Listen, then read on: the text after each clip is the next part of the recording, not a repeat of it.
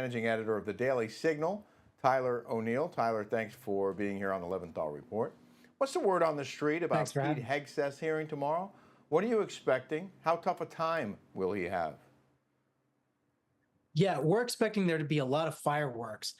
We actually, over at the Daily Signal, we have an exclusive interview. I mean, it's ironically exclusive because this guy, David Balavia, who's a Medal of Honor recipient, is vouching for Pete Hegseth. He said that he's been called by multiple legacy media outlets who will interview him, speak with him, hear his perspective, and then not run it because they don't like it. And they're too focused on portraying Hegseth as this drunkard, as this abuser of women. These claims that Balavi and others have emphatically said are not true. Well, isn't that something? That these journalists have an agenda and they try to pursue that agenda. And when they find out their story is wrong or that someone doesn't agree with their story, then they don't include them in the story and they keep going after this guy.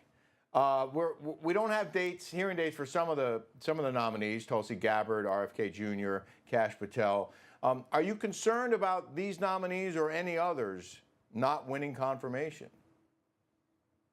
I'm not very concerned. I think most likely after the situation with Matt Gaetz, many of the nominees are pretty strong in most of the situations. And I think that Pete Hegseth is going to be the big challenge. The Democrats are going to come kicking and screaming. They're going to come and make a big deal out of Hegseth's confirmation. But I think Hegseth is going to squeak through.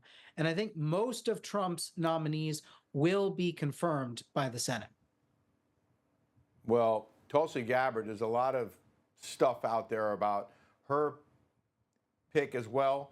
She was chosen to lead the U.S. intelligence community, and Democrats are insisting on delaying Tulsi Gabbard's confirmation hearing for Director of National Intelligence, saying they still don't have the full slate of background checks, ethics disclosures, and paperwork on a candidate whose overall qualifications have sparked their concern and placed her, for some reason, on a terror watch list. Your thoughts about Tulsi Gabbard and her potential?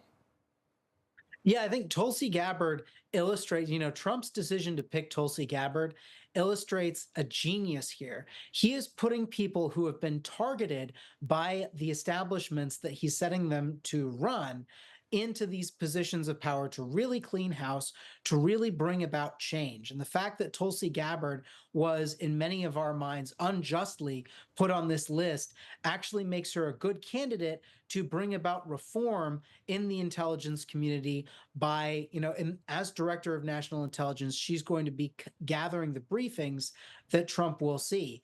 And I think most likely she's going to overcome the opposition. What we're seeing with Tulsi Gabbard, somebody who was a Democrat, who ran for president as a Democrat, who only recently rejected the Democratic Party and now has come all the way to support President Trump. I mean, this is one more example, and I think J.D. Vance is the penultimate example, but this is one more example of Trump being willing to do what everybody thought he wasn't going to do, which is swallow his pride a little bit and say, look, these people opposed me, but they're good for the job, and I'm going to trust them. And they've come around. Yeah. And so this, yeah. Well, I'm just going to say he likes to shake things up, too. Real quick, Tyler, do you think this is all going to come down to party? Are Republicans going to vote yes and Democrats going to vote no on basically the full slate? The vast majority of the votes, I think, are going to come down to party, although we have seen positive signs from John Fetterman of Pennsylvania that he might be willing to support a few of these nominees. He's one of the Democrats who has shown his willingness to buck his own party. One more thing I want to say on Hegseth, when we talk about media bias, they've been attacking him for the tattoos he has, the tattoos that say Deus Vult and that have the Jerusalem cross. This is anti-Christian bigotry par excellence. And one of the ways that you know that is that one of the major sources that the media cited on this when the story began was none other than Heidi Beirich, who used to run the Southern Poverty Law Center's so-called intelligence project, which smears mainstream conservatives and Christians as hate groups, putting them on a map with the Ku Klux Klan. Tyler O'Neill, Appreciate your insights. Thanks for being here. Coming up.